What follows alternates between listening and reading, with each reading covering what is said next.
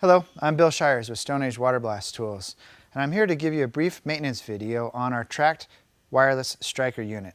As a buyer of the new unit, one of the first steps that you need to do is pair our wireless remote control system to the receiver unit on the machine.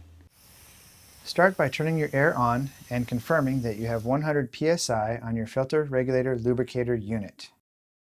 Now engage the e-stop by pressing in on the tumble box, and also release the e-stop on the control box. Switch on the tumble box and wait for the system to charge. The system is charged when the noise stops. Release the e-stop on the tumble box and you'll notice that the green LED will light. Place control box on the tumble box or hold level. Ensure that the wrist sweep function is turned fully counterclockwise. With the e-stop released, hold switches on the left side of the control box up to the associate and on positions. Do not release. Wait for the TX LED to blink on the control box while continuing to hold switches on.